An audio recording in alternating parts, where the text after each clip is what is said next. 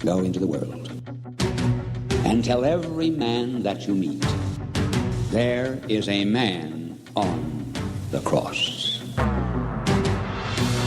A Catholic Take. What you need to know right now.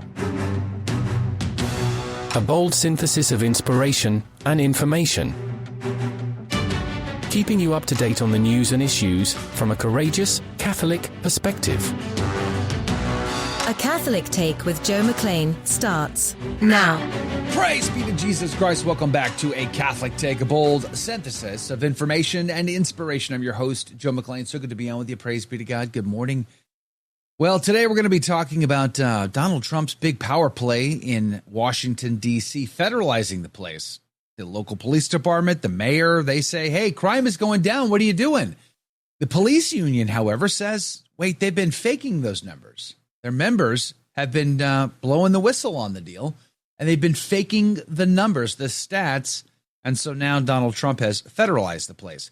We're going to have Sam McCarthy from the Washington Stand on the team. He's got an article over there, Trump to deploy federal agents to D.C. amid crime spike. But Trump doesn't want to stop there. He's got Chicago, New York, L.A., all in his sights. We'll see what happens, and we'll talk about that at 14 past the hour. Also on the team today, the author of the book, The Authority of Women in the Catholic Church, Dr. Monica Miller, is going to be on the team by phone. She's got an article out, Women Deacons, Here's Why Not. Did you know, have you ever read the Apostolarium Didicalium? I mean, it's like 3rd, 4th century. Even St. Paul mentions deaconesses. So why then, if it's mentioned in the ancient fathers of the church, why don't we have them today? Why not? She answers that question coming up at 30 past the hour. All that plus whatever you want to talk about and a lot more we'll put in the show notes for you over at thestationofthecross.com/ACT. Let's get started, but we'd be grateful if you'd share us with a friend. In the name of the Father, the Son, and the Holy Ghost, Amen. Remember, O most gracious Virgin Mary, that never was it known that anyone who fled to thy protection, implored thy help, or sought thine intercession was left unaided. Inspired by this confidence, I fly unto thee, O Virgin of Virgins, my mother. To thee do I come, before thee I stand sinful and sorrowful, O Mother of the Word incarnate. Despise not my petitions, but in thy mercy hear and answer me. Amen. In the name of the Father, the Son, and the Holy Ghost, and now your saint of the day. Saint Clare of Assisi, pray for us. Clare was born in Assisi to Count Favorino and Blessed Ortolana in the year of our Lord 1194. Her parents intended that she should marry, but the devout girl was disillusioned with earthly finery and sought out St. Francis of Assisi for advice. At the age of 18, Clare secretly left her family and went to the Franciscans. Francis cut her hair himself and gave her a sackcloth habit to replace her rich garb, and Clare temporarily joined a Benedictine convent. Her family attempted to bring her back home, but she refused, and was later joined by her sister, St. Agnes of Assisi. The two sisters soon began a new branch of the Franciscans called the Order of St. Clare, originally known as the Order of Poor Ladies, and commonly called the Poor Clares. Several popes attempted to mitigate the strict poverty requirements of the rule of the Poor Clares, but Clare persevered in following the example of their Franciscan brothers. Clare served as the abbess until her death in the year of our Lord 1253. She had twice saved Assisi from hostile armies through her prayers, and the people of the city immediately began to build a church in her honor, completed not long after she was canonized, just 2 years after her death.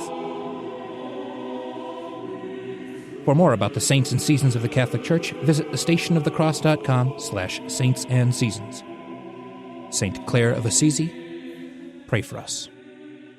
And now your headline news. The Catholic Herald reports the Philippine parish closed after grave act of sacrilege. A historic Catholic church in the Philippines, St. John the Baptist Parish, was indefinitely closed after a social media influencer allegedly spat into its holy water font, an act of that Archbishop Martin Jumode condemned as a grave act of sacrilege. Closure, accompanied by a call for penance and reparation, aims to restore the church's sanctity, with reopening contingent on the faithful's participation in penitential rights. The Blaze reports Supreme Court asked to take up the case that would overturn same-sex marriage. The U.S. Supreme Court declined to hear a challenge to its 2015 Obergefell v. Hodges decision, which legalized same-sex marriage nationwide, leaving that ruling intact. The challenge, brought by an Indiana county clerk citing religious objections, was dismissed for lacking of standing, as the plaintiff no longer held office. And Just the News reports House Oversight wants to gather evidence that could overturn Biden's pardons and executive orders. The House Oversight Committee is seeking evidence to potentially challenge President Biden's pardons, focusing on whether they were issued to obstruct justice or protect political allies.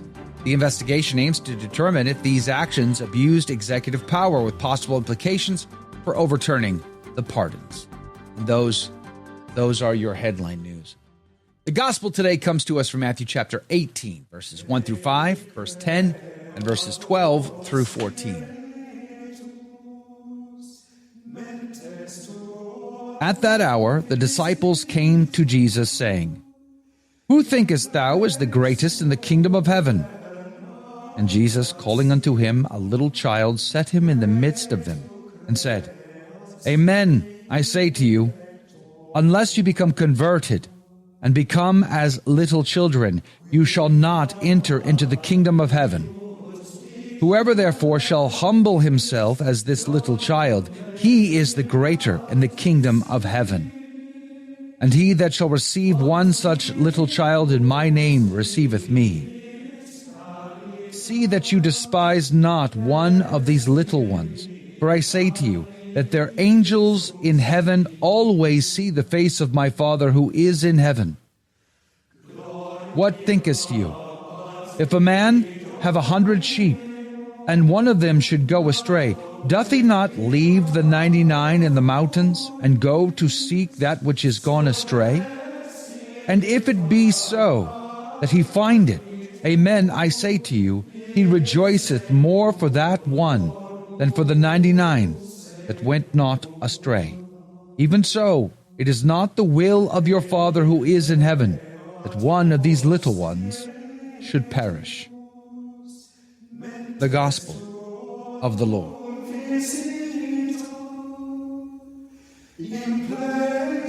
Laus tibi Christi.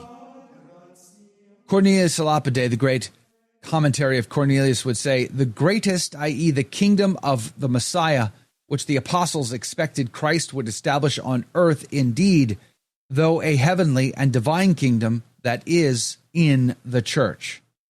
For the church militant on earth is tending towards the church triumphant in heaven, as to the kingdom promised it by Christ. Malodonatus understands the passage as follows. He who is less, i.e. more humble in the church, is greater in the church, and therefore greater in the kingdom of heaven. He provides this, number one, from the occasion of this question, because from Christ having paid the didrachma for Peter, the apostles conjectured he was to be the future head of the church. And number two, because Christ regarded the question as a mark of ambition, and it is ambition to seek the first place in the church, but not in heaven. Charity persuades us to seek the first place in heaven. This explanation is probable, but we may understand the passage more simply by taking the kingdom of heaven to mean literally heaven. The apostles are charged by Christ with ambition because they looked upon the kingdom of heaven like an earthly kingdom, which is often compassed because of pride and even seized by force of arms. Father Haydock would say, who does not admire here the great goodness of God?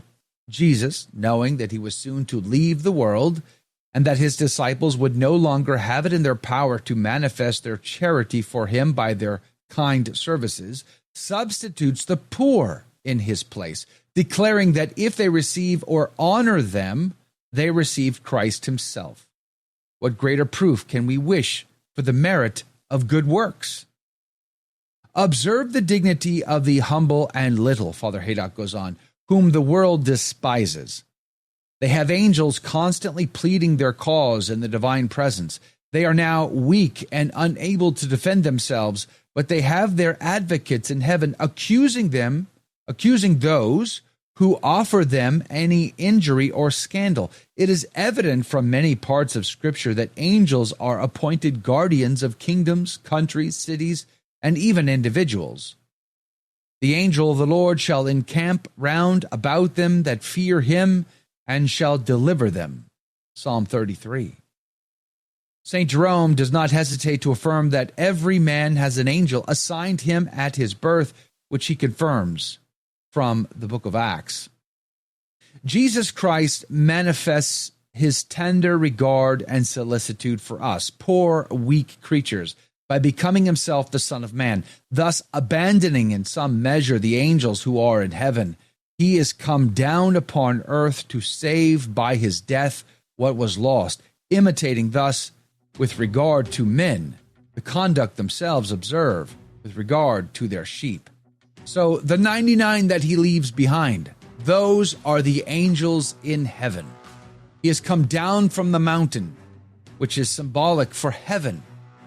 Just like when Moses went up the mountain, entered into the Shekinah glory cloud, and beheld God face to face. He saw him there on his throne with the sea of glass, and he had a meal with him. This is the image in the minds of his disciples, because they, as first century Jews, would have made this connection. But you and I, because we're so far removed, we tend not to make these connections. We think of those 99 as somehow other people, other Christians that he leaves behind and goes to look for the one. They're the angels. He's come to look for you, to bring you back to heaven. We'll be back in 2 minutes. Don't go. Did you know you can help evangelize simply by using your cell phone? The Station of the Cross is partnering with iCatholic Mobile, America's only Catholic mobile phone company. When you join iCatholic Mobile, a portion of every dollar will support our programming. Plus, you'll enjoy great service with iCatholic Unlimited 5G data, text, and talk. With iCatholic Mobile, you can stay connected with family and friends while also spreading the truth of Jesus Christ with clarity and charity. Join today at iCatholicMobile.com. And can I just thank realestateforlife.org for sponsoring what we do here at the Station of the Cross. If you're looking to buy or sell a house, it could be a win-win for everybody involved. You get a great agent. We get a little bit of piece of that commission, which supports our cause here at the Station of the Cross Catholic Media Network. Check them out, realestateforlife.org. Donald Trump has federalized Washington, D.C. It's an argument over the crime there. Have a listen. Well, I wanted you to listen, but apparently my volume is turned off. So Donald Trump has federalized Washington, D.C. The argument is he says crime's going up. D.C.'s mayor says crime's going down. The police union says they're fudging the numbers. Here to join us to talk about that is Sam McCarthy from the Washington Stand. His article, Trump to Deploy Federal Agents to D.C. Amid Crime Spike, will be linked in the show notes for you, but you can find it at WashingtonStand.com. Sam, good morning to you. Thank you for your time. Joe, thanks very much for having me on again. Good to be talking. So it kind of feels like a big deal. I know everybody feels like it's a big deal. Is it a big deal to federalize Washington, D.C.? To a certain extent, yeah. It depends on what you mean by a big deal. Trump is, to some extent, he's permitted to use his authorities, within Washington, D.C. In order to prevent crime, basically. D.C. it's a federal district, so it is under federal authority, as opposed to, local authority or the mayor or the council, etc. It's not a state, it's a federal district. So it's under federal authority. So on the one hand, what he's doing is not a big deal in the sense of what a lot of progressives are terming as some kind of crisis, authoritarian overreach. It's not such a big deal in that sense. It is a big deal in the sense that he's actually taking concrete effort to address the crime and showing, just like he did with the border wall. We had within 3 months, border droppings fell to zero as soon as Trump came into office. He demonstrated that really you don't need, this many votes in the House and this many in the Senate or this piece of legislation. You just need somebody with the will to do it. And he's showing the same thing with DC right now. You just need somebody with the will to do it. and all of the politicians, all of the people in Congress who could have, taken federal control of DC and stopped the crime just didn't do it. I've been to DC many times. Some of the neighborhoods are really pretty rough, but DC's had a reputation for being a very high crime location, including, I think it was the murder capital of the United States for a long time running. However, the police department, the mayor, they all seem to think that crime has been going down as of recently. So if crime is on the downward slope, then why federalize it? Seems like what they're doing seems to be working, according to them anyway. Well, there's been a couple of allegations that leadership in the Washington, D.C. police force, the Metropolitan Police Department, MPD, there have been multiple allegations at this point, a lot of them coming from members of the D.C. Police Union, or at least being vocalized by members of the D.C. Police Union. There have been allegations that the leadership in the MPD have been intentionally misclassifying crimes. So you'll have, say, a carjacking with a deadly weapon, you'll have an assault with a deadly weapon, and they'll misclassify it as assault, intentionally, so that with the deadly weapon just never shows up in reporting. It isn't reported as the same kind of violent crime or the same degree. They're basically changing, somebody attacking me with a gun or a baseball bat, and saying that that's really just on a par with, they're putting it in the same class as, say, somebody shoving me at a bar. They're not on a par with each other. They're not equivalent, really, in any sense of the term. But they're intentionally misclassifying it so that it looks as though violent crime is on the decline in DC, when it's not. And that comes from a number of things. One of the things is the former U.S. District Attorney for the District of Columbia, who acts as the prosecutor as well for D.C. Under Joe Biden. This guy, Matthew Graves, it was his name. He let almost over 70% of crimes in D.C. go unprosecuted. He just would not bring charges. He would not bring people to court. He'd give them plea deals. We're talking, violent attacks. We're talking, carjackings, beating people, mugging women. Just let those things go unprosecuted to the tune of, 70 to 80%. It's psychotic what was permitted to happen there. And so it stands to reason that, crime just continues. It was, I think, Pat Buchanan back in 1992 who said that the one thing that criminals really understand is force. He said it's force backed by justice and moral courage. And that's something that we've just not seen in D.C. for a long time. These people have not had any force. They've not had any resistance. They've been allowed to do whatever they want, take whatever they want, whenever they want. And so now they're finally being met with force backed by justice and moral courage. I'm going to link to a report from the NBC affiliate in Washington, D.C., where they were interviewed the local police union rep there. And he basically he says his members have all been blowing the whistle on this stacking of the deck on the stats. And they say that these police officers, they'll show up to a crime of a shooting or a carjacking or something, and then their superiors are telling them, forcing them to report it, as you said, to something more minor. So it seems like there's a lot of shenanigans going on. Okay, so I got my volume back up. I do want to play this clip from Donald Trump because I think it's important. Have a listen. And we're going to have the same thing here. But then I'm going to look at New York. In a little while, let's do this. Let's do this together. Let's see. It's going to go pretty quickly. And if we need to, we're going to do the same thing in Chicago, which is a disaster. We have a mayor there who's totally incompetent. He's an incompetent man. Typical Donald Trump.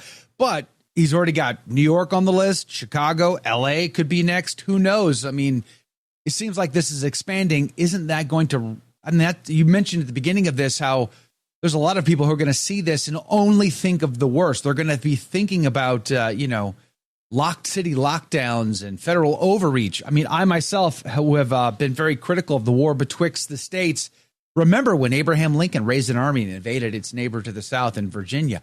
I mean, a lot of bad things can happen here, right? Yeah, so I do think that there's a balance that needs to be struck. But I think that one thing we're probably going to find is that this is going to work in D.C. and that Trump is not really going to have very much resistance when he suggests, to other people, I mean, obviously maybe in Chicago, probably in L.A., L.A. Mayor Karen Bass and, Chicago Mayor Brandon Johnson and Illinois Governor J.B. Pritzker, they're probably going to put up some semblance, at least, of resistance.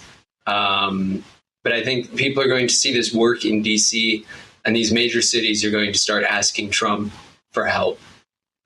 We saw something similar. You can look down at El Salvador. I think that's really kind of one of the key examples here. It was one of the most violent, deadly countries in the entire world. And within just a few years, the, de jure president, de facto king, he's been basically made president for life, Nayib Bukele, he cleaned up the entire country. He put one of the most violent, aggressive, satanic gangs, criminal gangs, mass incarceration, cleaned it up. It's now, I think it's either the safest or second safest country in the Western Hemisphere. I mean, so it really shows what you can do with a little bit of that, force backed by justice and moral courage. I think that DC is, to some extent, it's an experiment. Trump is going to be able to demonstrate to everybody. It's like a showcase, He's going to be able to demonstrate to everybody else, here's what you can do. And a lot of these major cities, I think, are eventually going to turn to him and ask him to intervene, ask him to come help them out. Hey, how'd you do what you did with DC? How can I do that here in New York City, in Chicago, Los Angeles, Seattle, Minneapolis, any of these places? Can you help us out? So I think that's probably the game plan. Pete Hegseth kind of made a similar point on the Laura Ingraham program. Have a listen. She understands the obvious. She understands the citizens of D.C. are sick of this kind of environment. I think they're waiting for, if given an opportunity to resist the thugs and the gangs and the criminals and the drug dealers, they want the alternative. So I think the vast majority of D.C. folks, they may not want to say it, especially if they're left of center, but under their breath and quietly, they would welcome a peaceful city where their friends and families can come visit and be safe. Okay, so if he's right, and I would have to imagine that many of those living in D.C., despite their politics, probably agree with him. They do want it to be safer. They want to be able to raise kids in safe environments. But politics being what it is, they can never admit that out loud. Why not? I mean, that just seems ridiculous to me.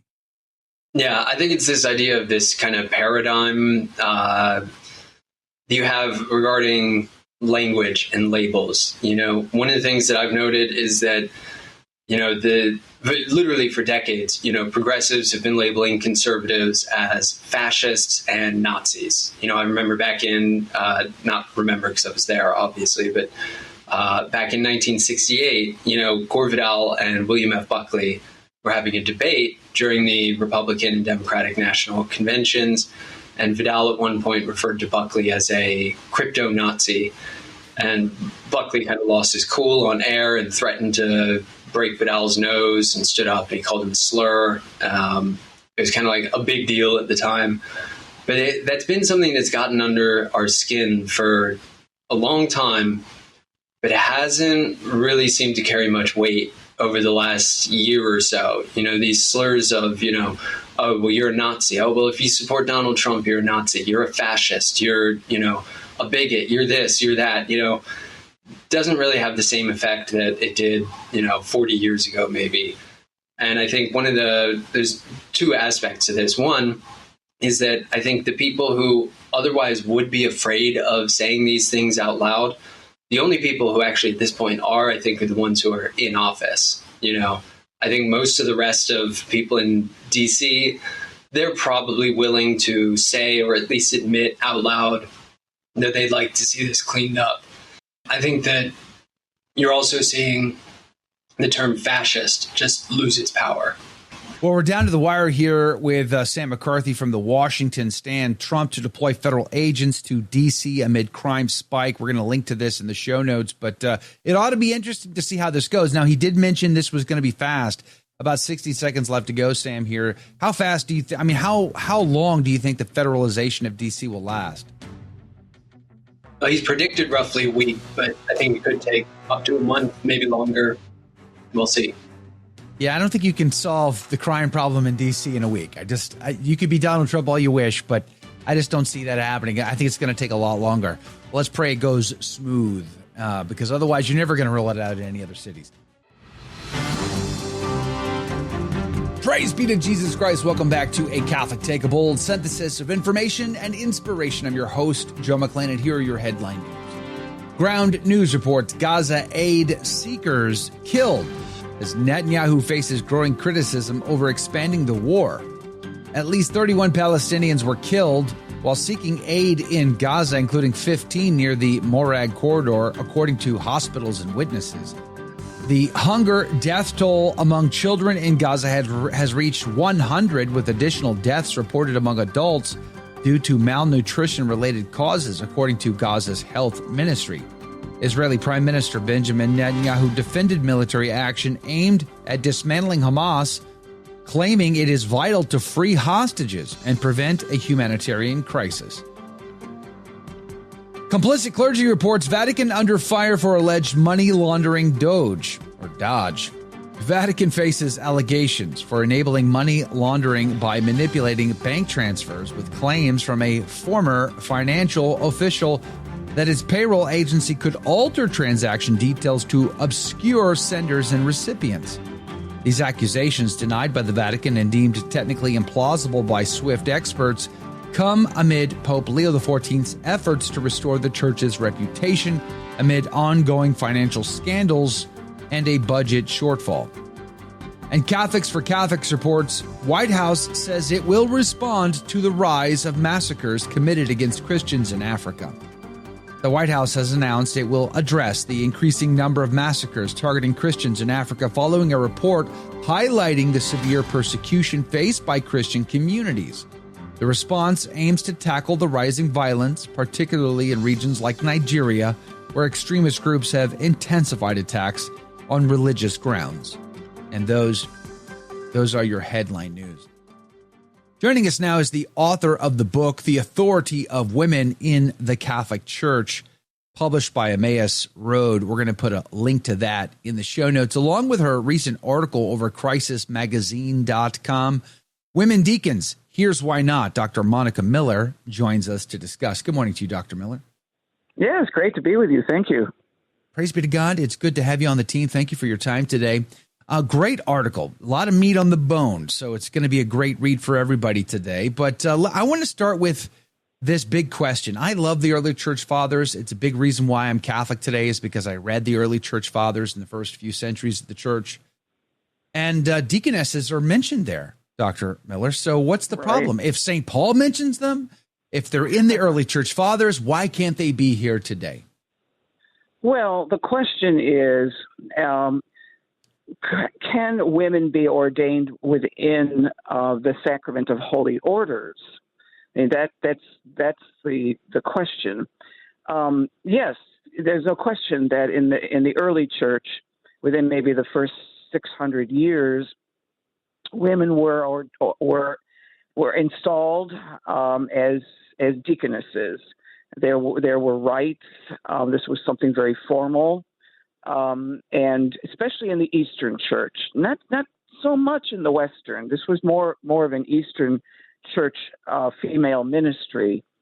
But you have certain theologians today, notably Phyllis Zagano, who's done a great deal of research and advocacy on this particular issue, who argue that women were actually ordained. And in terms of actually being part of what is now called the unicity of orders, the diaconate, the presbyteriate, and the episcopacy. Now, actually, the historical record is not clear, and really any scholar who is going to be, shall we say, credible and honest, will and even Zagano herself, that recognize that the historical record is not clear, and we cannot completely rely on it for re-establishing, if you will, a female diaconate in terms of actually belonging to the sacrament of holy orders. So the question really is this: the theological question, the historical question. The historical record is uneven, unclear. What role did women deacons actually play in the early church? So that the issue really is a theological issue. And so the question is, what do women image when it comes to the diaconate? And so that is what needs to be settled. Okay. So obviously in my article, I argue that women do not image Christ in persona Christi capitis. And this, because as I do argue, I very strongly, and I think, at least I hope effectively, that women are the sign of the church in relationship to Jesus. I think this is well established, going all the way back to St. Paul in his letter to the Ephesians, chapter 5, verse 32, that from the beginning, and I'll say that's a capital B, because the beginning is a historical, theological category. What is established in the beginning of creation? And it's very clear in the doctrine of St. Paul, the biblical doctrine, that male and female sexuality are transcendent sacramental signs of the covenant between Jesus, the bridegroom, and his bride, the church. And this is what we are entering into when we celebrate the Eucharist. This is a nuptial banquet. And so you have your liturgical role in the signing of the covenant between Jesus and his bride, the church. In your document, one of the fascinating elements that I think a lot of people probably miss in this argument that you point out very clearly is the laying on of hands. You say the apostolic tradition states that widows were installed and not ordained, and there was no laying on of hands because she does not offer the sacrifice, as she does not have a liturgical function. Ordination is for clerics destined for liturgical service. While this passage concerns the installation of widows, it serves as an indication that women set aside for ministry were not ordained because they were not clerics at the service of the altar. And the other fascinating thing I loved in the beginning of your your article, is just how much confidence we can have, especially as so many Catholics get confronted by their neighbor, their coworkers, their loved ones, or their relatives. You people, you Catholics, why do you teach this? Where in the Bible does it say bishops, priests, and deacons? And yet the earliest members of the church, going even back to the first century, clearly had established these roles, and they were widely accepted. There's not even a debate over them. Clement of Rome, writing in the 90s AD, 80s, 90s AD, right, in his letters to the Corinthian. So it's very fascinating that they're clearly established and accepted. And number two, there was a role vaguely for women, but it very clearly didn't include the laying on of hands, which made ordination possible. Right, and it's also there's so much evidence, historical evidence. Why did we have to have women deacons? Okay, well there was a pastoral need, and so there was a need for women to minister to women, to catechize. Men were not allowed to go into the homes of women for all of the, shall we say, the obvious reasons, to avoid scandal, to avoid occasions of sin. This was a question of protecting modesty. So women were needed to catechize women, and they're also needed. It's really interesting because in the early church, adult adults were when they were baptized, they were not clothed, and so women were needed to protect the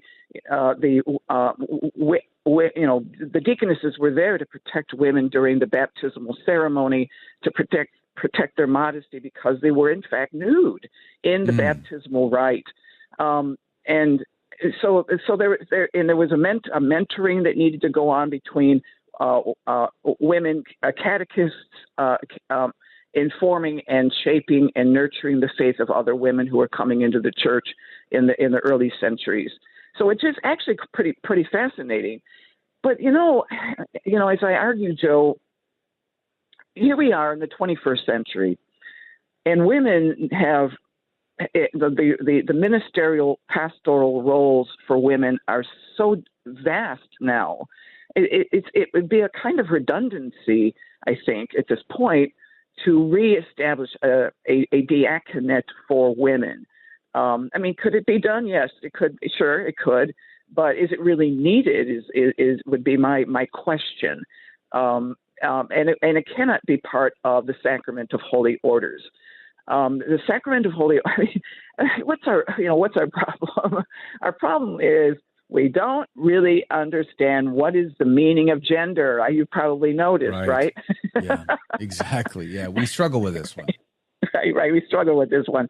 But the Catholic Church has a very, very well-developed and healthy appreciation for the meaning of male and female sexuality. And so, and this goes back to the thorny, still unfortunately thorny issue for some people, why women cannot be ordained as priests. And again, it has to do with the nuptial order of redemption. And this is so incredibly important. The nuptial order, the marital essence of the covenant between God and his people, is not just a nice way of talking, okay? This is the structure of the world, and we have our specific sacramental sexual roles to make the covenant real in the historical order. And that's my argument why women cannot be ordained as deacons and be serving at the altar, alongside what the priest is doing in offering the sacrifice of Christ. I find it's also a breakdown just in family life in general. I mean, we raise our daughters. Do we raise our daughters to think that they can only be of value or worth if they can do everything a man can do? I mean, think about the failure of parenting in that regard. Despite what the pressures of the world are, and they are high and always will be, are we sending our daughters into that world prepared to stand on their own 2 feet, to stand on truth rather than the lies that the world tells us? I feel like it starts at the home, but just gets worse thereafter. Oh, that's quite right. We make them, in my other book, which I'll mention, is Sexuality and Authority in the Catholic Church. It's available if anybody wanted to Google it, a number of places that where you could get that book, Sexuality and Authority in the Catholic Church. The first chapter of that book, and I kind of replicate that to a certain extent in The Authority of Women in the Catholic Church, that you mentioned, published by Emmaus Road Press. But the common mistake is that in order for something to be equal, it must be the same. Sameness equals justice, and different equals injustice. And this is basically the feminist mantra. So our bodies are irrelevant in this argument, according to this perspective. The male body, the female body, is ultimately irrelevant. What's important is the so-called sexless soul. And so on that level, we're all equal. And so it doesn't make any difference whether a priest, for example, is male or female, according to this particular argument. And then that would also trickle down in terms of who could be ordained within holy orders as a deacon. The soul is sexless, and so and if you're baptized, you're already on the side of Jesus, and it doesn't matter whether you're male or female. This is so vapid, really, and shallow in terms of sacramental theology. You're quoting from Article 1577, only a baptized man validly receives sacred ordination. The Lord Jesus chose men to form the College of the 12 Apostles, and the apostles did the same when they chose collaborators to succeed them in the ministry.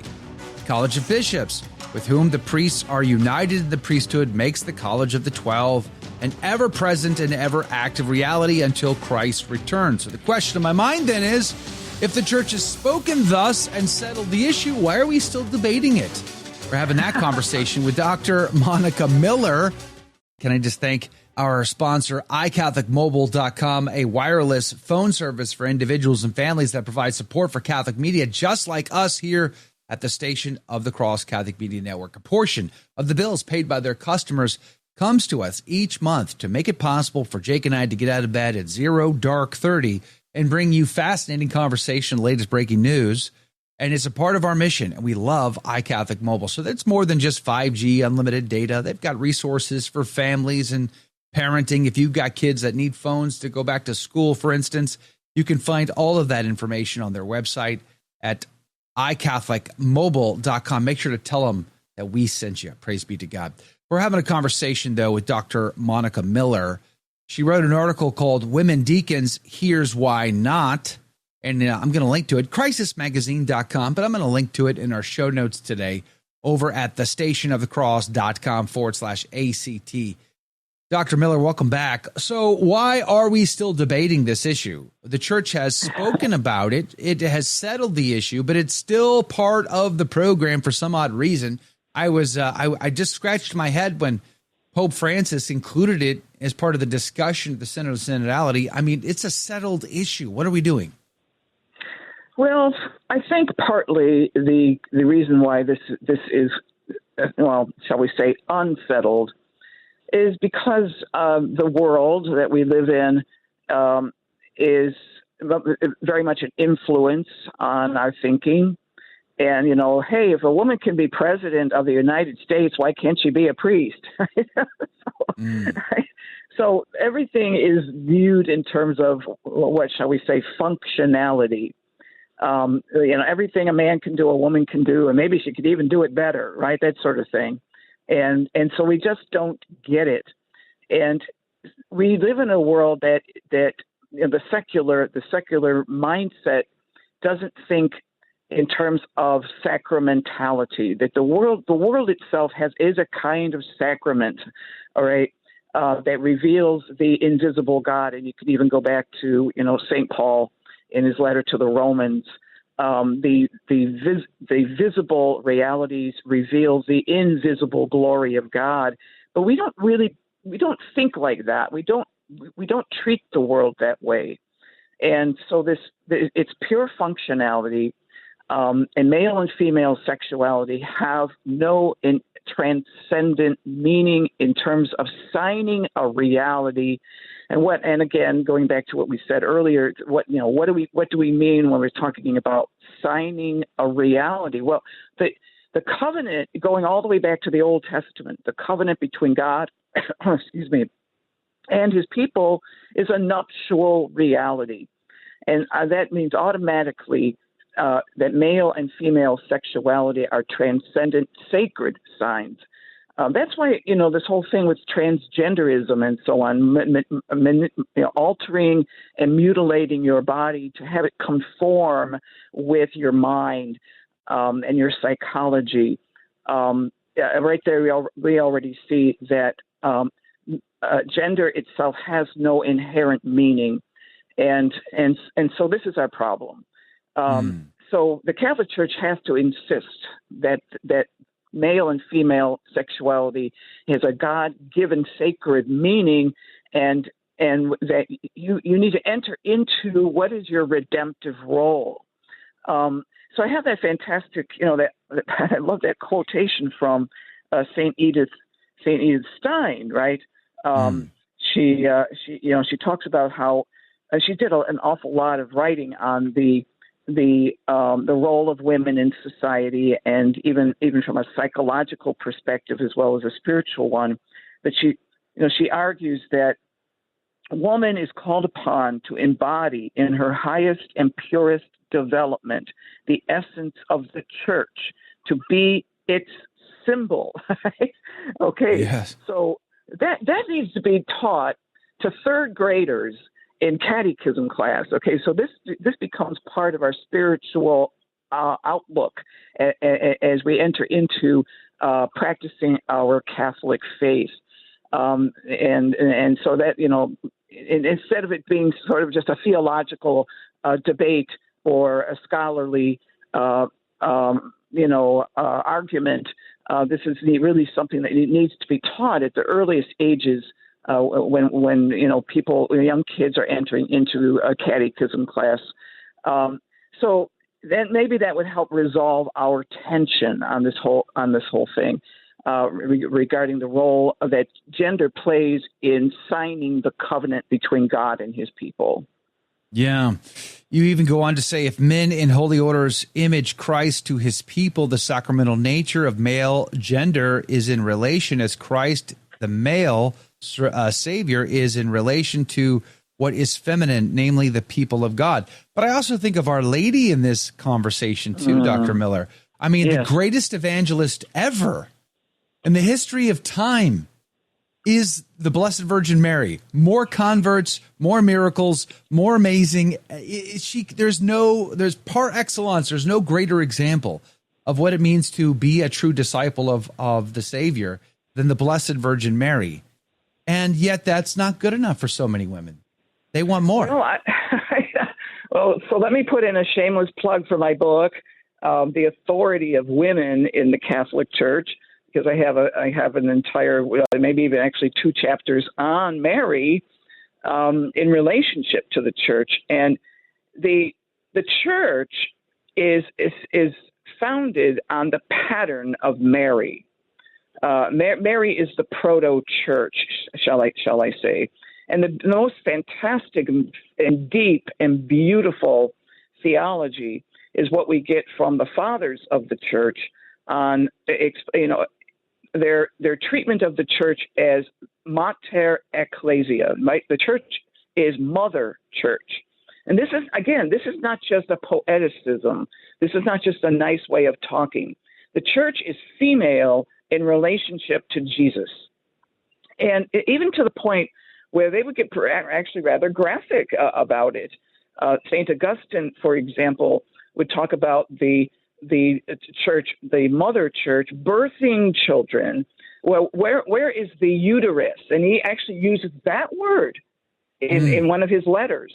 It was a letter to catechumens, okay, those who were preparing to be born from the mother church. From where there's actually, he would actually identify a particular piece of furniture in the church as the womb, and that is the baptismal font. We are born through the mother church. This is very, very profound, very deep theology, and it goes all the way back to the fathers and even all the way back into the Old Testament. So we need to cultivate an appreciation for that, and that will help, I think, Catholics and other Christians to realize the true dignity of women. Where does it lie? Okay, so as I said a minute ago or so, the church is founded on the pattern of Mary. So as Mary has birthed our Lord, the church births the brothers and the sisters of the Lord in the pattern of Mary. So again, we just need to make that more obvious to ourselves. And I think by doing that, we will resolve this tension that in order for women to be equal, they have to get into the sanctuary and they have to stand in the very place where males stand in persona Christi. And so hopefully my article is going to help people, go in that direction. Well, I don't know what's worse, that women think that they can do anything a man does, or that men think they can do anything a woman does, because that's kind of where we're at today. Yeah. Dr. Monica Miller. Scary to think about, in the least. We have our roles. We should stick to our lanes. God's design is the best. and most efficacious for our lives. Women deacons, here's why not, is the article over at crisismagazine.com by Dr. Monica Miller. We're going to link to that in the show notes. Dr. Miller, God bless you. God love you. Thanks for being on the team. Love to have you back. I'm also going to link to her book, The Authority of Women in the Catholic Church by Emmaus Road Publishing. I'll link to that as well. And we're back. Welcome to the after show, everyone. I think we should start over. I'm down for that. I think it's from the top. Let's go back to first positions, everybody. We need a snooze button for the show. Just start an hour later. Just be like, is that what it's? If it starts off wrong, it's just like, at 7:01, we're already stumbling. Or I wake up and I find that I completely forgot to do like news stories the day ahead because I was so busy the day before. Like we could just delay it. We'll just shows at 8. Everyone go on. Everyone go back to bed for an hour. We did actually. I talked to the boss last week about shuffling shows around the clock, so moving shows to different hours, and there was some brief conversation about moving this show to a later hour, but there's nothing to replace the show with. So guess what? We get to wake up still early. Yeah. We can just move this show to a later hour, and then you and I can still just wake up. You know what we can do? Here, I've got an idea. So let's turn the after show into the pre-show. So we wake up at 7, and we don't have to prequel. We can just wake up and 6 for you. Start rambling. Wake up and just start rambling without needing to do any prep work for an hour. Just for everyone to wake up. And who cares? Good morning, everybody. Yeah, who cares if you can't Scratch, read? itch, those kinds. Who cares if you didn't? If you had to if you're trying to scramble to pull up the saint of the day, because you forgot to put that in for yourself too. That's right. You can just ramble for an hour and then go have some breakfast, another pot of coffee, and then come back. Hey, the show. We're all you're maybe onto something here. You might be onto something here. That might be a winner for everybody involved.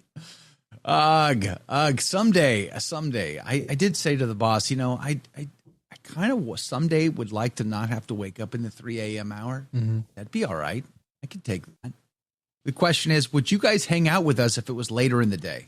Like, say, 9 Eastern, 8 Central, something like that. Would that be all right with you guys or no? Let me know.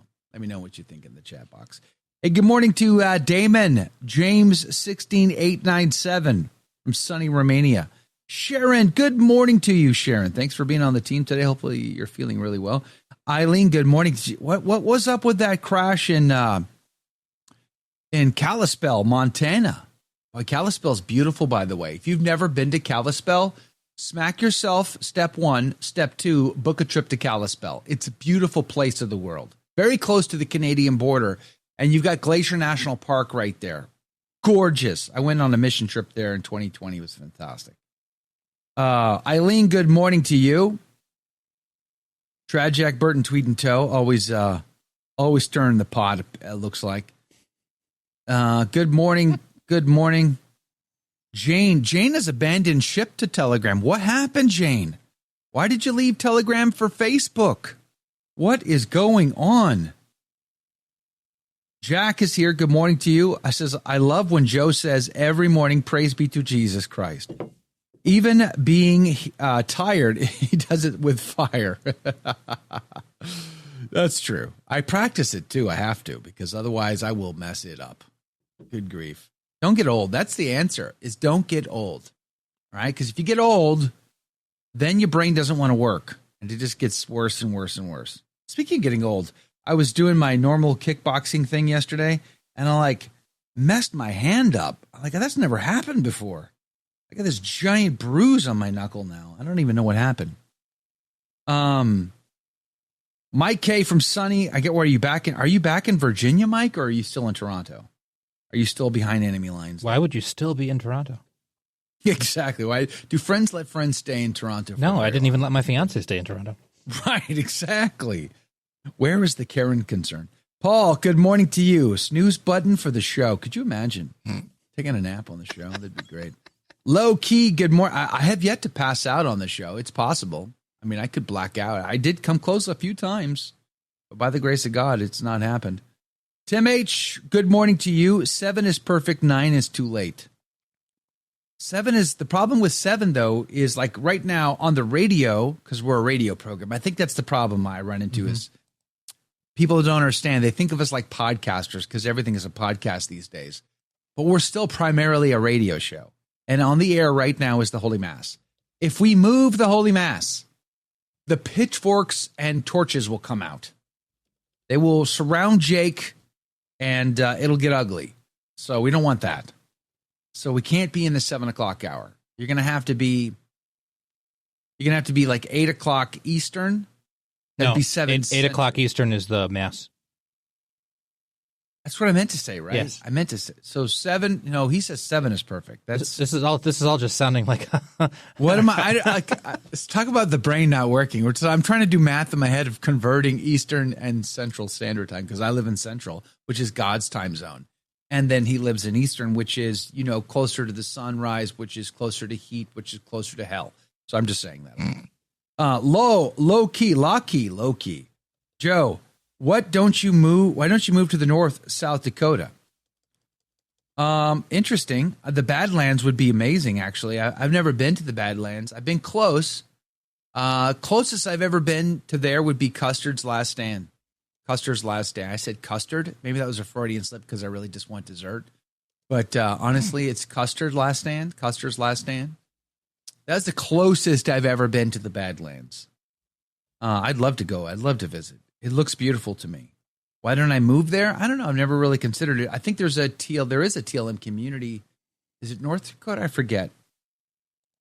What about 9 a.m. Eastern? That'd be 8 a.m. my time. That'd be okay.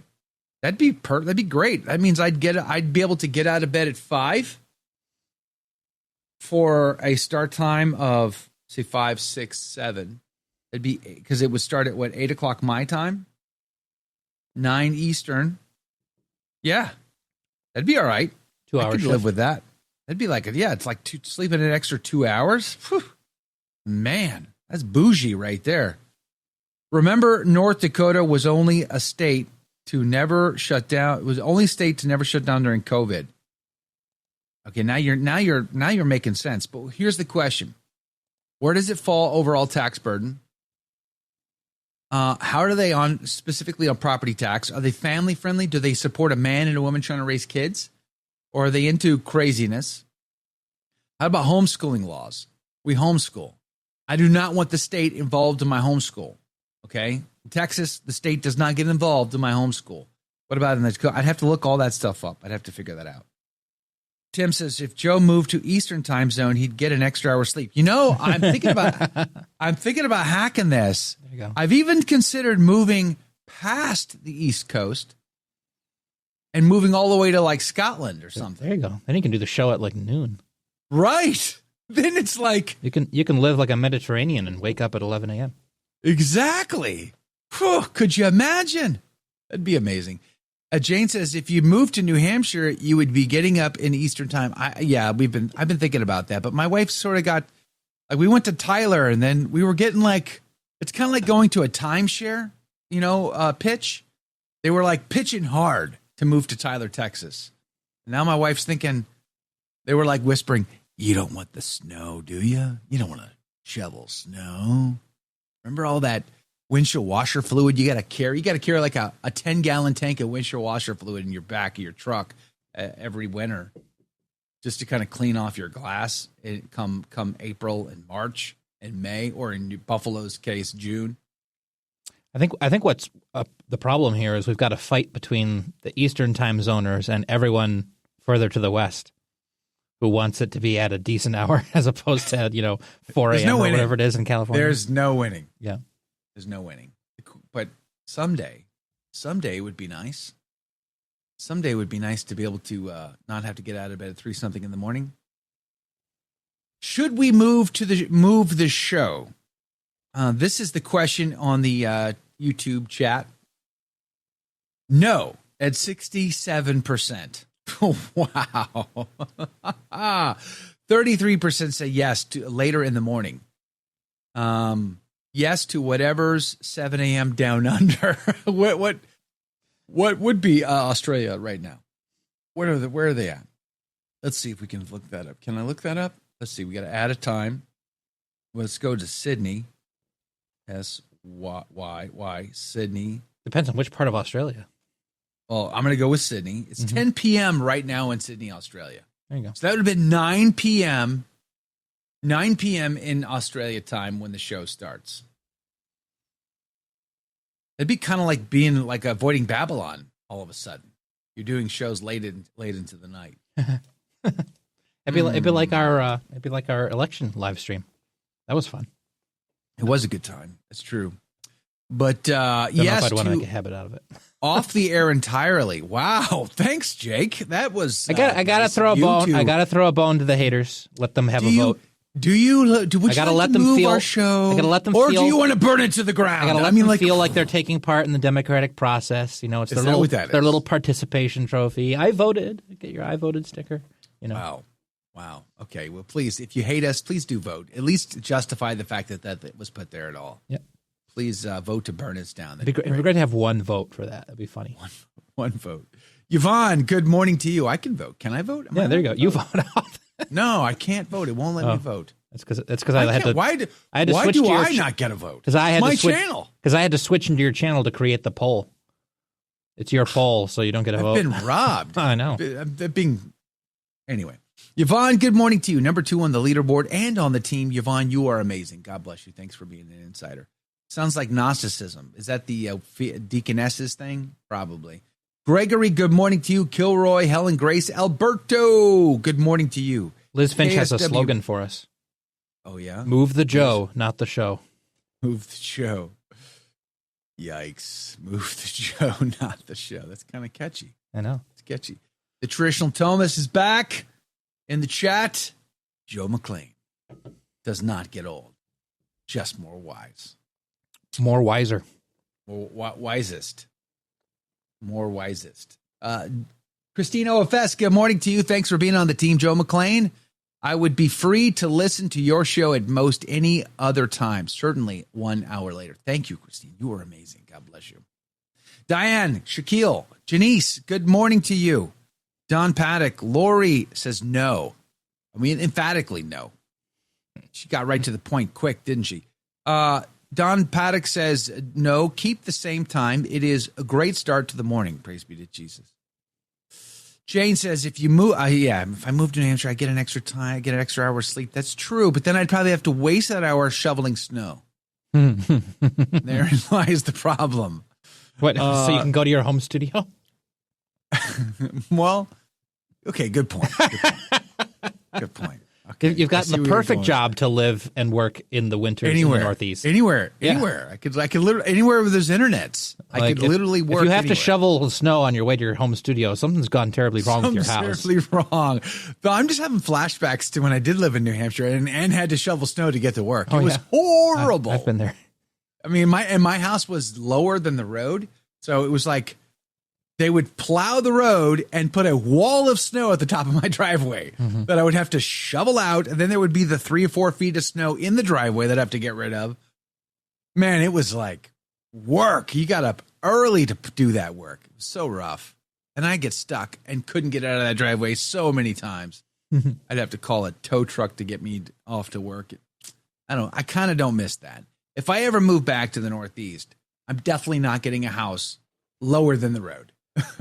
And honestly, I think having a paved road would be a deal. Like because my house didn't have a paved driveway. It was a dirt driveway, downhill. No bueno. I'd rather drive up the hill to the house in snow than drive up the hill to the road in snow. Because I can at least slide down the hill towards work and buy myself some time and not have to get up that much earlier. Do I move back to New Hampshire? I want to. I kind of want to. It's so beautiful there. But I don't know. I don't know. The problem is I can't live anywhere near the parish. That's the other downside. You're got to be an hour minimum away from it just to afford any darn thing. Traditional Thomas says the new show, I got snow in the brain. The new showtime should be 2 a.m. Talk about aliens, Bigfoot, and how to be humble. How to be humble all at the same time. Are you saying it should be the new, what's that show? What was that show called? Coast to Coast? There you go. Was it Coast to Coast? Yeah, I was Coast to just Coast. listening to a podcast episode by, I think it's one of the hosts of Coast to Coast, but it's a separate podcast he does with a friend of his or something. Is it still a show? Is it still like a? I think Coast to Coast is still a show. I've never listened to the modern version of it. I've only heard some of the old episodes on YouTube, so I don't know. Father Malachi Martin was on Coast to Coast. Yep. But this guy doing the podcast episode that I listened to mentioned Coast to Coast. He was telling the guest, "Oh, you should come on Coast to Coast as well sometime." And it said he was one of the current hosts of it, so I guess it's still running. Could you imagine? Should we do just nothing but aliens and Bigfoots? That'd be great. Catholic. How about lizard people? Could we do a lizard people as well? That's also another thing. Honey West 25 says Badlands are cool. The needles in South Dakota are wild. The needles? What are those? Are they like? Is that like a feature, like a geographical feature or something? I don't know. Joe Lint 2026. Where in Ohio will you be giving your series of talks? Well, it's not set in stone just yet. Gwen says 61, but thank you for asking. There is a parish in Beverly, Ohio, in the the southeast corner of Ohio. That is inquiring about bringing me to their parish to give a series of talks during Lent. Looks like it'll be March, probably, but nothing is set in stone. So we're working on it. I would look forward to that. Praise be to God. It's been a while since I used to do that much more often than I am doing it these days. So it's nice to kind of go do that again and to spend time in that part of Ohio, which is a very lovely country and I've not been to. So I'd be looking forward to that. E. Crewer, good morning to you. You could be the Catholic Art Bell. Yes, Coast to Coast. AM is still on the air, but with a different host. Is it as interesting since Art Bell died? That's the question I have for you. So is it as interesting? Christine asks a very important question, I would argue. Pertinent question, very insightful question. Some say the greatest of questions. Joe McClain, what will happen to the snow? Or, I got snow on the brain. What will happen to the show when you become Roman emperor? Well, it'll be done from the throne room at that point, right? I mean, like, the Holy Roman Emperor did have a throne room, right? Did he? Got to be a throne room if you're Holy Roman Emperor. Got to be. We're going to have a throne room. We're definitely going to have a throne room. And we'll just do it from there. How cool would that be? I'd be the only guy with the throne room in the radio podcast world, giving me an immediate advantage over everybody else. It would set you apart from all the backgrounds of bookshelves and Do you guys want me to change my background? Maybe that should be a question, too. I just thought it was funny. Someone had a picture of, I think it was a screenshot from Family Guy, and it had like Peter Griffin in a tweed suit in front of a bookshelf behind a desk, and someone just labeled it every Catholic podcaster. Every Catholic podcast ever. Yes. Yes or yes. Yes or yes. I mean, how else are you going to show off how intellectual you are, you know?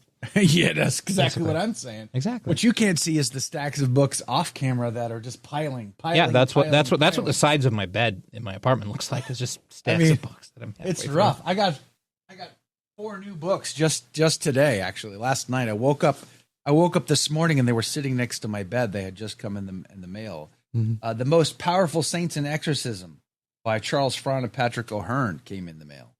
The God of Endurance by Dan Burke is in the mail. Raising Blue-Collar Kids in a White-Collar World by Connor Gallagher of Tan Publishing is in the mail. Spiritual Warfare, Q&A, Priest and Laity by Dan Schneider, Ph.D., and Jesse Romero. By the way, did you catch Dan Schneider on the Sean Ryan podcast? That guy is baller, man. Really amazing. So I need to get him back on the show. I was happy. I'm pretty stoked to see Sean Ryan inviting all these Catholics on his podcast. Tucker Carlson, though, he seems to be like all over the road. You know, just when you think, Tucker seems to be getting it, then he'll interview somebody and you're like, I'm not sure he gets it. I'm not so sure. He's like, I don't think the hook is setting. The Catholic hook isn't setting on Tucker Carlson. but I think it might be setting on Sean Ryan. Let me know what you guys think. Honey West says Badlands are cool. The Needles. You didn't ask what the mountain range. The Needles. Okay, great. Mountain range is called the Needles. I'll have to check that out. See, my thing is, we talked about this yesterday. I want to live in a place that is beautiful and has a lot of outdoor opportunities, hunting, hiking, fishing, camping. Just, I really want to enjoy that outdoor experience a lot more than I do. In Texas, in Houston in particular, not so much.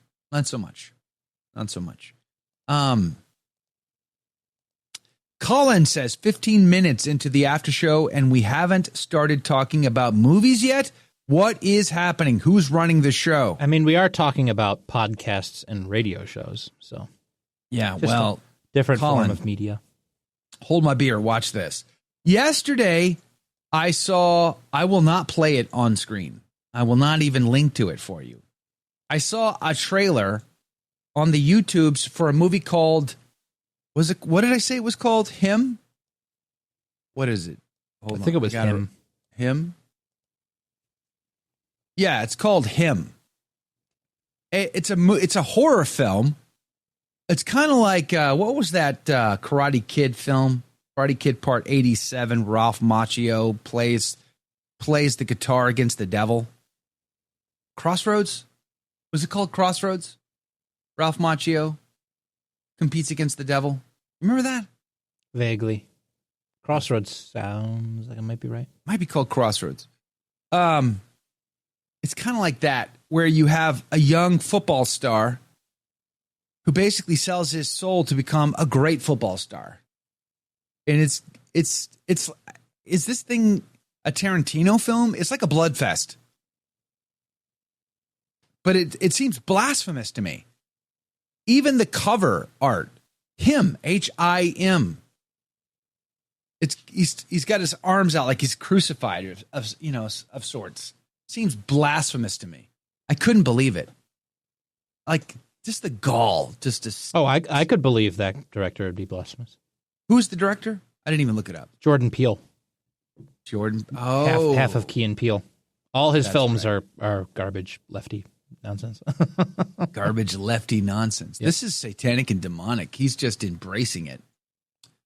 God help his soul. I mean, Catholic imagery in horror is an old story. We know that for sure. Yeah, I know. But sometimes it's more respectful. It takes it seriously, and sometimes it's just out to be blasphemous. So depends on who you get. So there you go, Colin. That's my movie for the day. Don't watch it. Instead, go watch Karate Kid playing the guitar against the devil. Way better. Way better. Way better. Karate Kid went down to Georgia. It's a good film, man. The Crossroads. Yeah, it's great. The traditional Thomist, leftism is cancer. True. Agreed. Very true. Agreed. Liz Finch, good morning to you. She chimed in, Jordan Peele. Yes, it is called Crossroads, she says. Praise be to God for that. KSW Benedictine Oblate, number one on the leaderboard on YouTube, says, I remember that it was called Crossroads. So you've seen it. You guys have, am I mistaken? That was a good movie, right? I mean, I remember it being a good film. Ooh, Honey West posted pictures of these needles. That's kind of cool. I would love to hang out there. That'd be amazing. Is this the place? Do they have megaliths there, or is that Montana that has the megaliths? Megaliths? I think that was the moon, and then either Saturn or Jupiter, depending on whether you're talking about the book or the movie. No. Oh, those are the monoliths. Those are the monoliths. Well, I said megaliths, and I meant monoliths. Well, megaliths are a thing as well. So I meant monoliths. I think it's in Montana. There's there's evidence of giant rocks that were stacked. Yeah, giant megaliths. Square. Those are megaliths. Megaliths. The monolith. The monolith is the big old Lego brick thing. From is that the 2001: A Space Odyssey? I was gonna say, yeah, that's what I was referring to. That thing. Yep. Okay, but you used the correct word. Megaliths are the stacked megalith, the megalith, crazy rock structures and things. Yeah. Low key, Joe, you think that priest from Raymond Arroyo Posse show will become a bishop? Do you mean Father Gerald Murray? No, he will not become a bishop. Unfortunately, he's been passed over as a bishop, according to Father Charles Murr. because he is too outspoken, too conservative. You got to be a team player to make the rank. You got to be a team player. Rebecca, if you like outdoor experiences, Michigan is a great place to live. Rebecca, you were chiming in on Michigan yesterday, too. And the Upper PI, I heard, has great deer. And I did look at a few prices there yesterday just to see. But the problem is the TLM thing. I need an active community for my family. I need them to be able to find friends that they can play violins with and mandolin and tap their toes to folk music and have a great time. And who are also like fervently, zealously Catholic and enjoy Catholic culture, like, you know, Marian processions and feast days and things of that nature. We want to go all in on that. So finding the right mix of all of this is really, really hard, super hard. It's not easy. That's why Arkansas is a nice choice in that northwest corner. You got beautiful mountain ranges. You got plenty of forest and rivers and opportunities for outdoors. Plus, you got a TLM community there. But the problem is that's the most expensive part of Arkansas. You go into Oklahoma, it gets a lot cheaper, but then you've got things like tornadoes to contend with. Yikes. Harry Carey Jr. was in Crossroads. I met him when I was 10. You met Harry Carey Jr.? That's amazing. What's the most famous person you've ever met, Jake? The most famous? Most famous person you've ever met, besides me, of course. Yeah, I'm trying to think. I don't want you to have to, like, you know what I'm saying? That I've met. That's a tough one. I mean, does this show count as meeting? I guess maybe. Well, I was sort of referring to in person. Yeah, I've briefly met Candace Owens in person at the conference at our celebration. That's true. That's true. You did. I would probably say that's the most famous person I've met in person. It's Candace Owens. Yeah, I think so. Okay, how about the most famous person, greatest in your mind?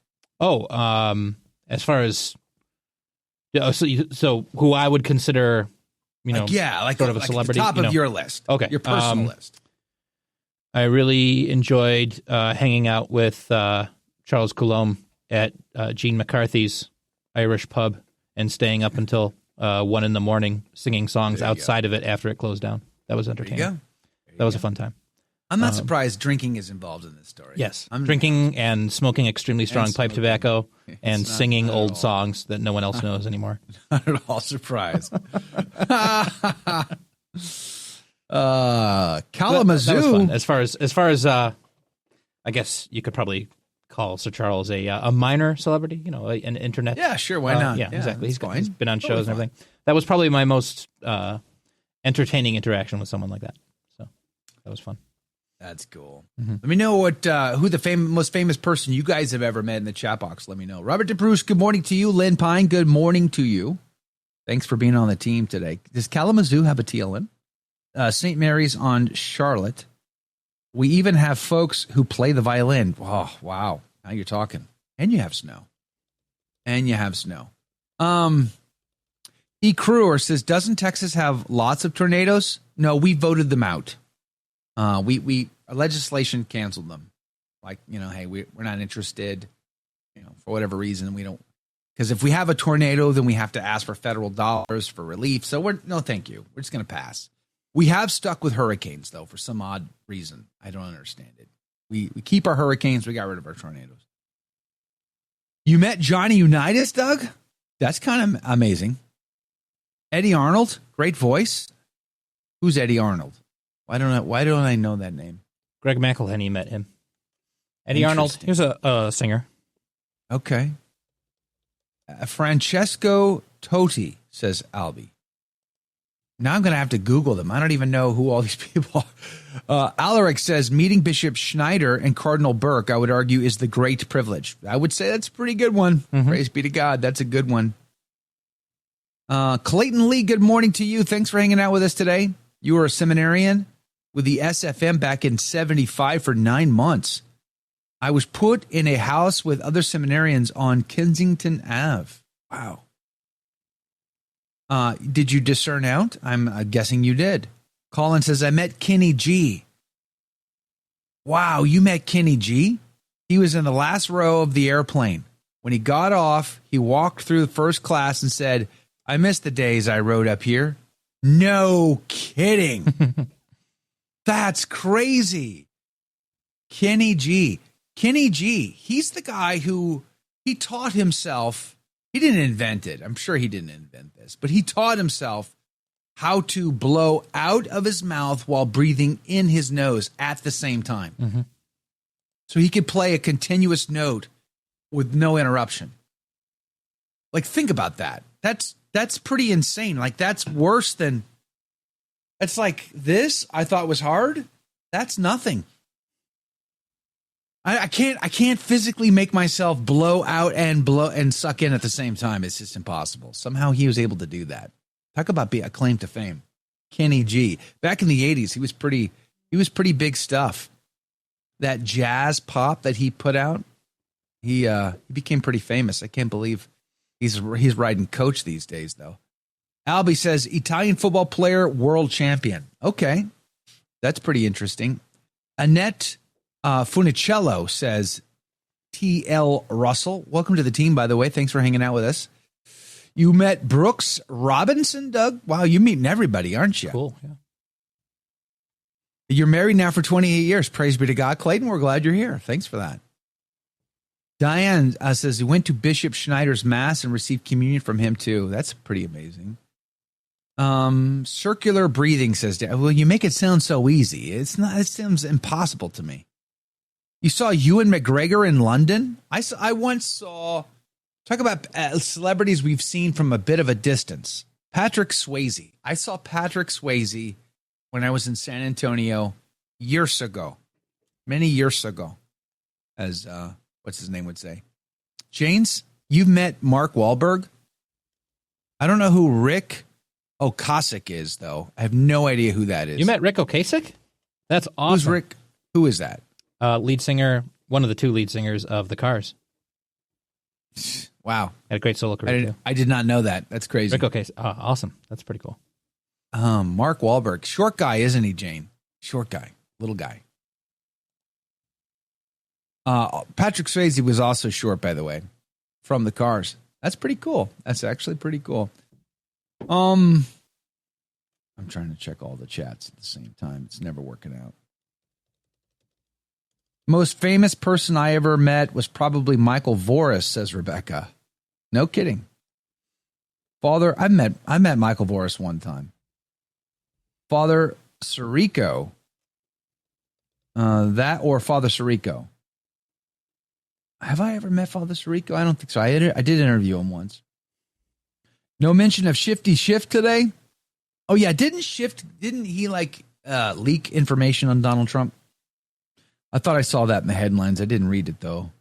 Shifty Shift. That guy. Man, California, you get what you deserve if you keep electing that dude.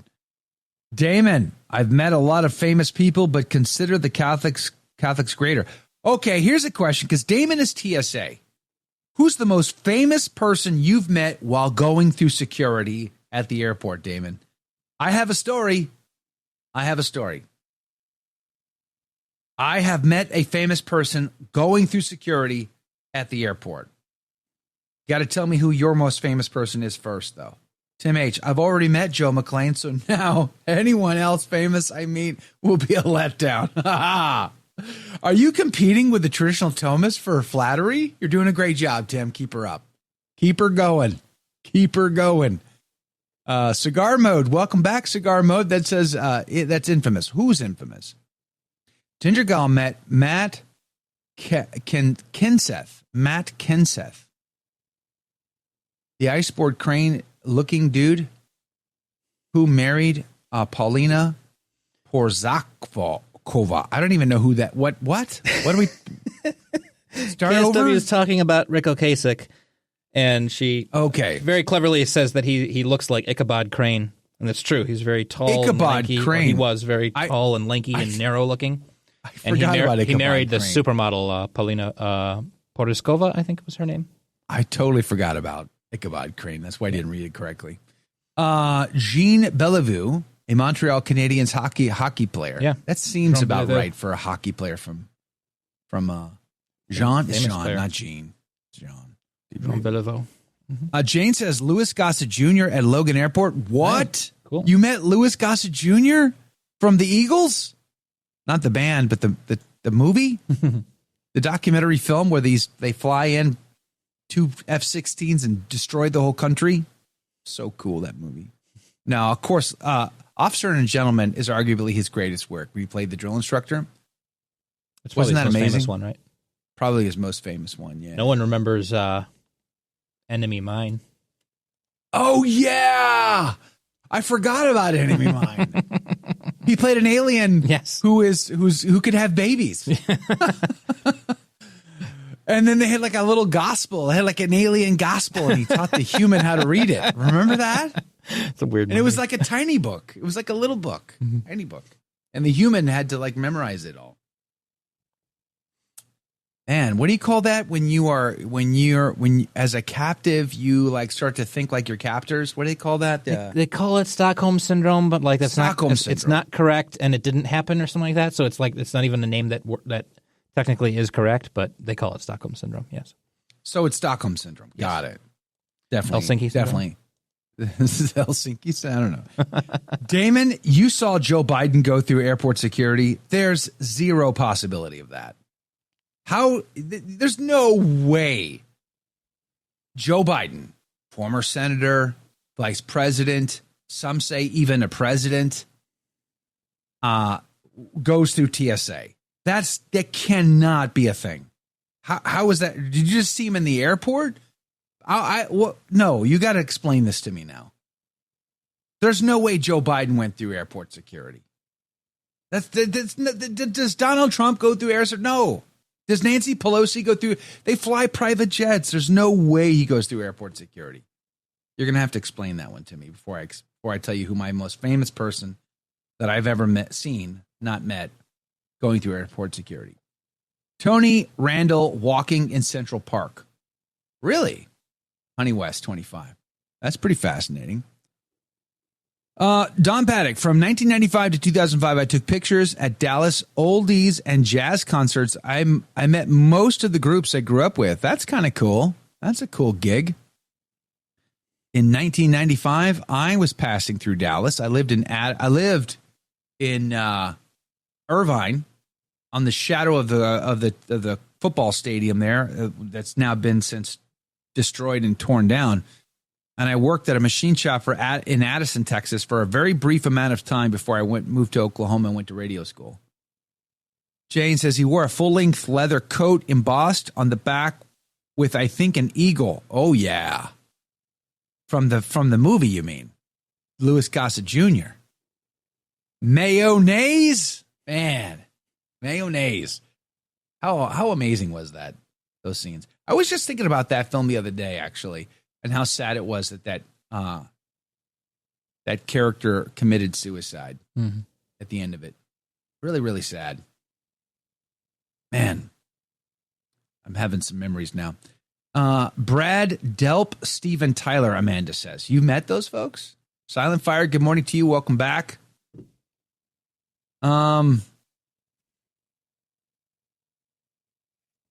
Dan Quayle? Dan Quill extra after just cause what? Dallas Cowboy. Yeah, okay. You're gonna have to rewrite that because it was like it was a stream of consciousness that I didn't get. Hold on. Damon he says it was before he was president, but he was a senator. It was during Trump presidency. He came through pre-check. Hold on. He was the vice president still. Even if he wasn't in office, he was still the vice president. Clearly, he had to be flying private. No way he flew commercial. It was during Trump presidency. He came through pre-check when he didn't have a position. Didn't he have Secret Service? Came to the podium and shook hands with some of the officers. I wasn't shaking it. Oh, he was on the stump. That's what you're telling me. He was on the stump. He was showing off. He was trying to be like the people and having to wait in security lines and take off his shoes and his belt. Did you guys make us? You guys didn't, did you? Just admit it to me. It's fine. You can tell me. Of course you didn't take off his shoes or his belt. Of course he didn't have to take out his iPad or his laptop. Of course you let him keep his saw in his bag and didn't even question about it, right? Like the rest of us, yeah, we're not allowed. Somehow I'm not allowed to bring a saw through security. Okay, I didn't know. How was I to know I'm not allowed to bring a saw in through security? Seemed reasonable at the time, but not if you're Joe Biden. Joe Biden, you can have saws. Just not me. Wait. Albie says I met Benito Mussolini. Oh, in a dream. Okay, that doesn't count. He described the Italian Empire of the time to me by showing me a map. It's true. You did? You had a dream of Mussolini? That's kind of cool. Okay, so I didn't meet him. I just encountered going through airport security in Florida. And it was, this was 2022. I think it was 2022. Dog the Bounty Hunter. It's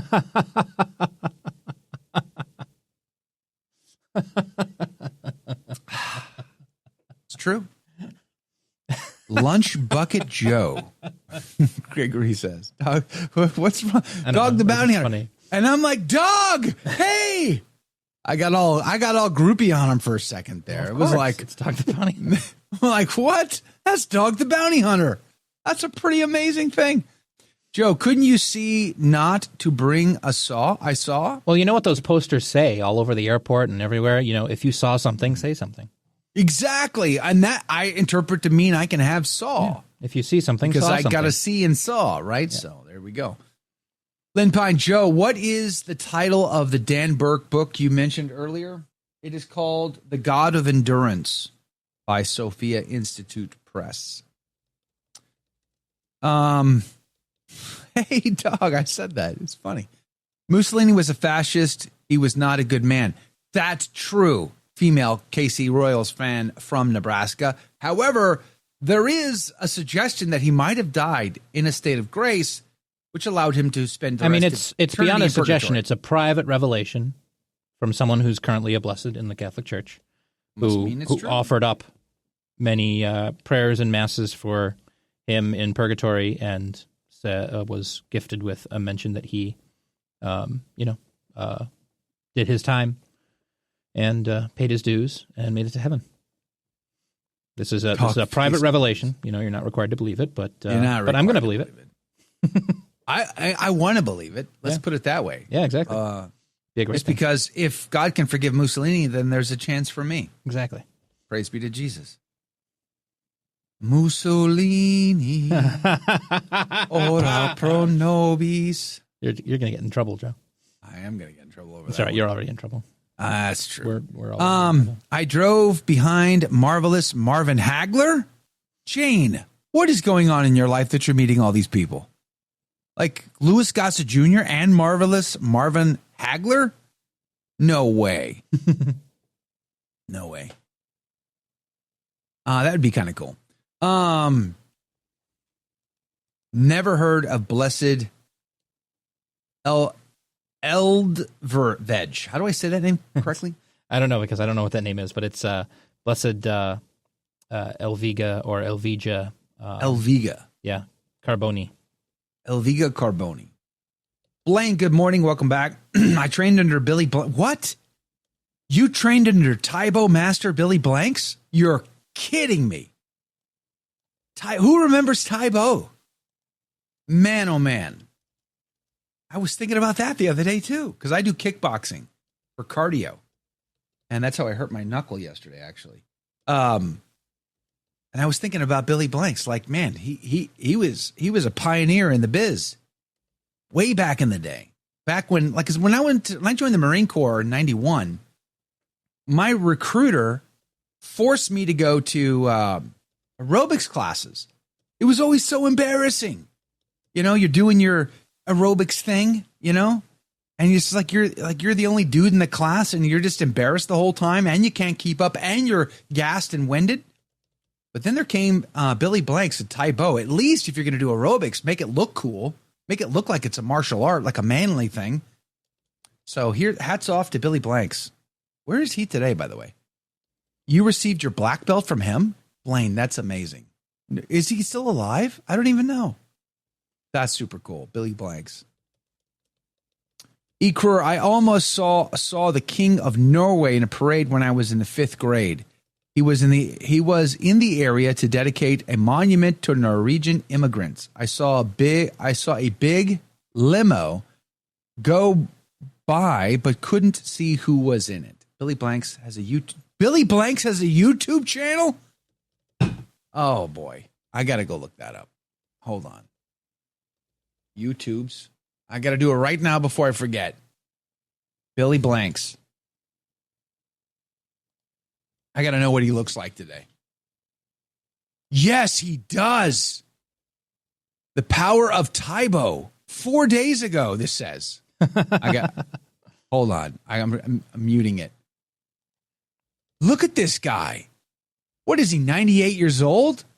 He's got guns. And only ladies in the class. Come on, Billy. We need some dudes.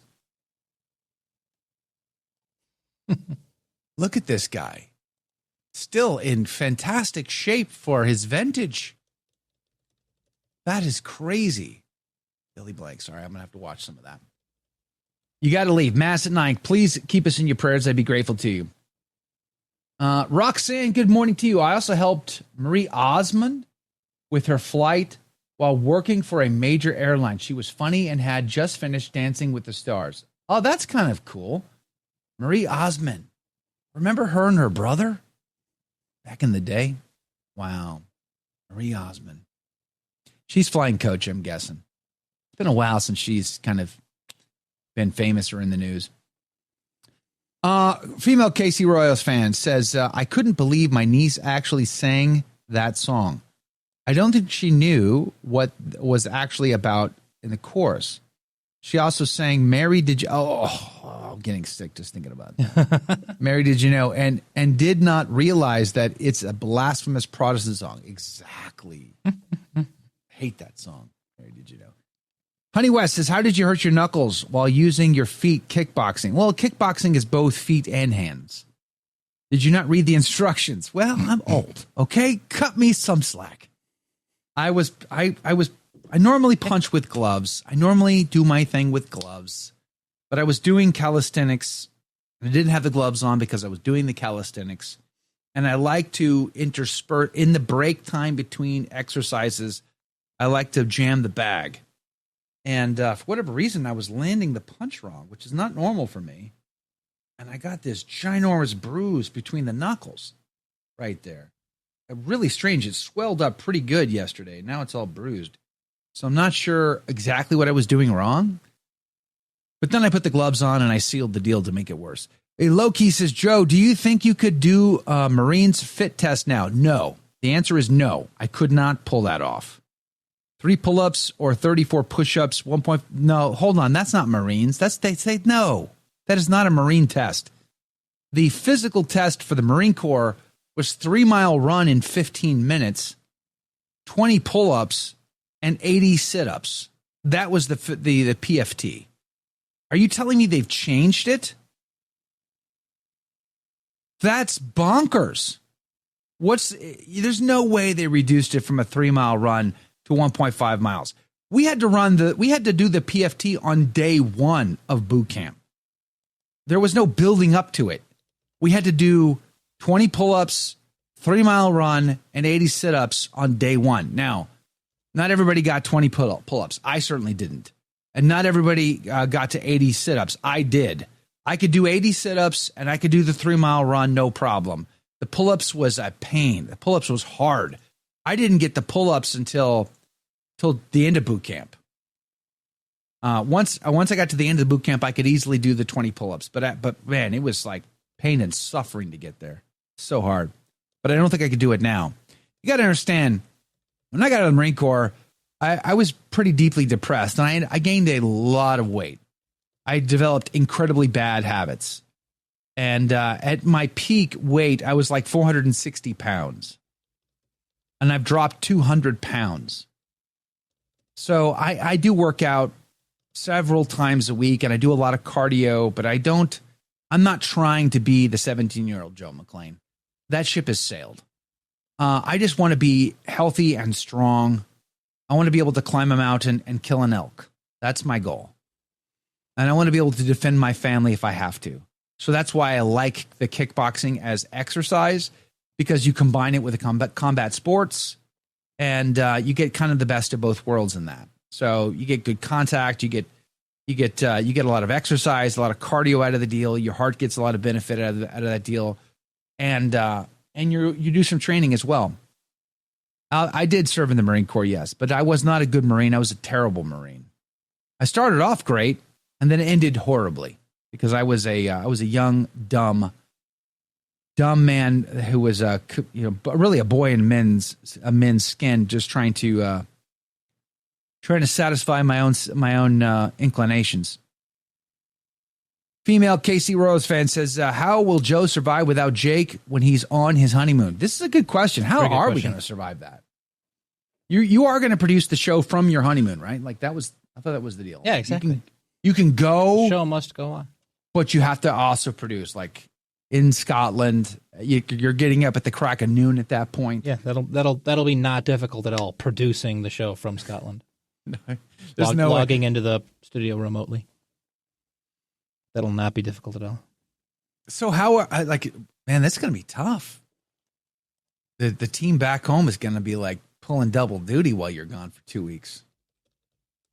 Are you going to be drinking Iron Brew the whole time? Eating fried haggis? Of course. Fried Mars bars? I mean, I'm going to save a little room for the scotch, of course. A little room, yeah. I imagine. Un poquito. Low key, let's stop distractions and figure out how Jake is planned to go on to reinstall Hawaiian monarchy. Exactly.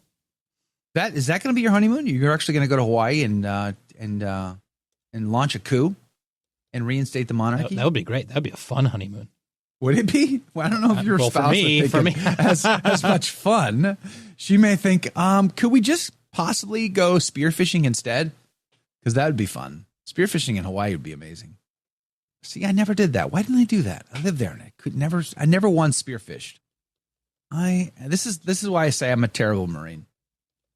I could have spent my time doing way more productive things. I squandered it, and I get what I deserve. Alberto, will he be producing with a Scottish accent? I think he should be.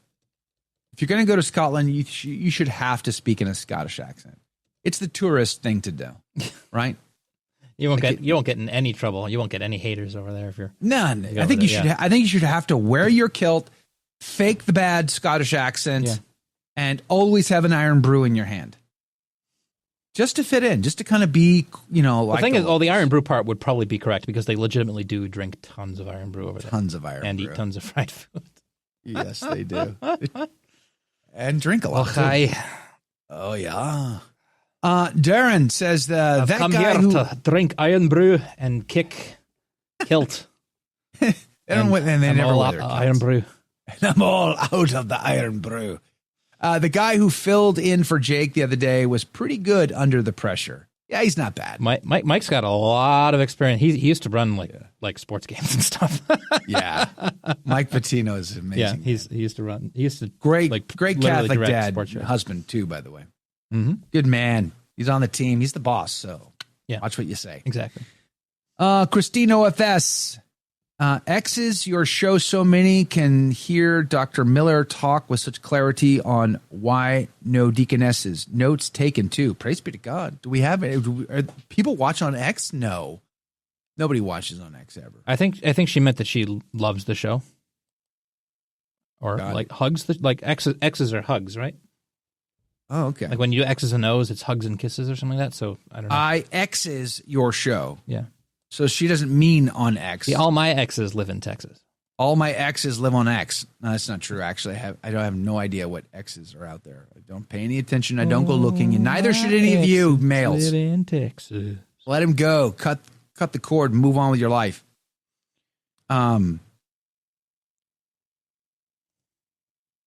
That's cool. I'm just looking over on X right now. Of course, there's no commentary because of Elon not allowing it. Thanks, Elon. You're the best, Elon. Rocket Man. X meaning Twitter. Yes, some read. Yeah, I see there's about 37 viewers over on X. Hey, if you're on X watching us right now, we're sorry that you can't comment. As Holy Roman Emperor, I, of course, would force Elon to, A, pick a wife and have only children with a wife, not all of them, and B, allow for commentary on the live video streams on his platform. I don't understand it. It makes zero sense to me. If you're watching our show on X, it's probably a lot trippier. You think? Why? Why would it be trippier?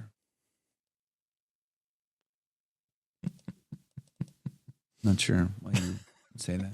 I don't know. But Alberto wants Jake to constantly translate what I say into young person speak. Oh, do I have to be like one of those sign language people? That would be kind of cool. But I'm over here just like can we translating? Maybe I'll get a higher viewership if we actually had a translation into like Ebonics or what Joe meant is our guest is a gigachad. He's a gigachad. Elon's coming. Could you imagine if Elon showed up in the chat box just to give us grief for? That'd be great. Elon, come over here and fix the way this works. Like, come on, Elon, my buddy. Someone the other day. I want this to stream. I was getting gas for the 15-passenger van the other day on the way to Mass, and somebody posted pictures all over the gas pump of Elon and Trump, like doing things to each other that they shouldn't do. It was kind of awkward, but okay. I wonder if they've ever made up. Have they made up? Are they friends again? I don't know. Elon donated $5 million to one of Trump's, Trump's super PAC or whatever it is. Gregory asked a great question. You mean Joe is not going with the producer on the honeymoon? I know. I didn't even get an invite. That's from Scotland. Awkward. You'd think I would have gotten invited to go to the honeymoon with him, but whatever. Okay. I don't know. Maybe three's a little too much. I'm not sure. Three's Company. That was a great show, wasn't it? Oh, no, wait. Was it? Hold on. Degenerate. Christine says, I usually put a note to direct attention to the show when I XTW because not all can tell what the show is about. Mm-hmm. When you XTW, what does that? Thank you, Liz Finch. I'm glad you got my joke. Thank you. What does that mean exactly? I don't know. I'm too old for that. Get off my lawn. I already got Mark Tezak and two others liked your post on the show. Well, thank you. That was awfully nice. Praise be to God. Thanks for promoting. Really appreciate it. You're taking Joe seriously when he asks to share us with a friend. That's right. Exactly. Nice Trump impression. Jake does it better at Trump, actually. He's from New York, so that probably makes sense, doesn't it? All New Yorkers typically sound all the same anyway. Mm-hmm. So there you go. Gorgensa says it could be just me, but sometimes Rumble freezes for me, so I go to X because the stream is more stable. But come to Rumble to say good morning. Well, I wish it was different. Kelly Judson, by the way, is over on the back end of Telegram on the private group. You saw Kevin McHale? That's kind of cool. At a movie theater in the 1990s. He was sort of well known at the time. Kevin McHale, didn't he play with Jordan? Did he? Was Kevin McHale on the same team with Jordan at one time? Or were they just always opposites? Good question. He was sort of well known, I think. I don't follow sports ball. He was playing on arcade game with his kid next to us. He was super tall, kind of obscure from most famous person. I must not get out much. When you mentioned him, I immediately knew who you were talking about. So he's not too obscure. Exactly. He was a pretty big name in basketball. Did he play for the Bulls? I'm trying to think. Did he? Can you Google his name? Yeah, let me see here. Kevin McHale.